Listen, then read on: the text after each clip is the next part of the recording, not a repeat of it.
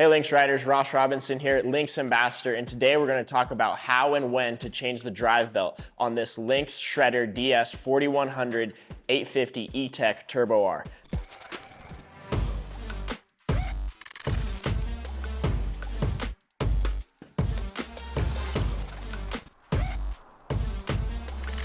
Now while you're watching this video, make sure you hit the subscribe button for all the latest and greatest from Lynx Snowmobiles, including insider information and also how-to videos. Your snowmobile's drive belt is the engine's connection to the snow. It is what transfers power produced by the engine to the track. Without it, you're not going anywhere.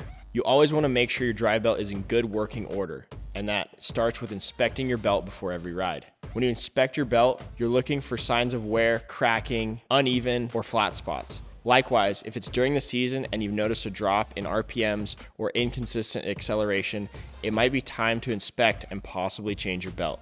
You can also periodically measure the width of your belt with a gauge. If it's narrower than 35.9 millimeters, it's time to change it for a new one. So here's how to do it. You won't need anything more than the tools found on your snowmobile. With the engine stopped and the tether cord removed, open the side panel to expose the belt guard. If you've just been riding the sled, the CVT area may be hot. Give it a few minutes to cool off.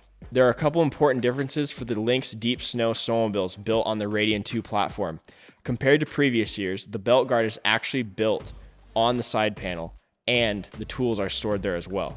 To remove the left side panel, first flip open the small door where the tools are located and slide it upwards. Next, undo the rubber straps and pull the larger left panel towards you to remove it and expose the CVT area.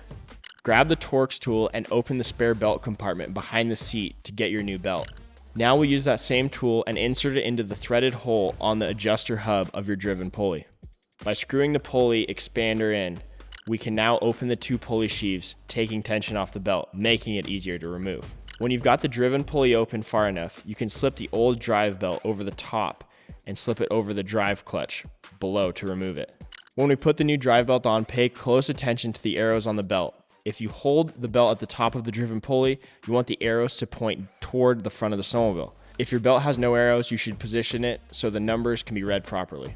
When installing the new belt, you'll slip it over the drive pulley first, then work it over the driven pulley. Unscrew the pulley expander and remove the tool. Rotate the driven pulley several times by hand to properly set the belt height between the sheaves. For this Rotax 850 E-Tech Turbo R engine, the belt should sit in between the sheaves so the bottom valley of the cogs is even with the edge of the sheaves. With the new belt, you may find it sits too high between the sheaves. In this case, you'll need to adjust the belt height using the tools in your side panel. To do this, you're going to first loosen the clamping blot on the adjuster hub with the Torx end of the pulley expander. You don't need to completely remove it. Then you can take your suspension wrench and turn the adjuster hub a quarter turn at a time and rotate the driven pulley by hand. Turning the adjuster hub counterclockwise lowers the drive belt. Clockwise raises it. Repeat this process until your drive belt is properly set. Once you've found the right belt position, firmly tighten the clamping bolt. If possible, use a torque wrench and tighten to 5.5 plus or minus a half Newton meter. If you're out in the snow when changing your belt, be sure to double check proper torque when you get back home.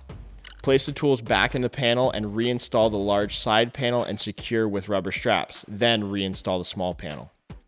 All right, everybody, thanks for watching this video. If you enjoyed it, please subscribe to this YouTube channel. Also, check out the Lynx Owner Zone on the Lynx website for all the latest and greatest, including insider information and more how-to videos. I'll see you on the snow.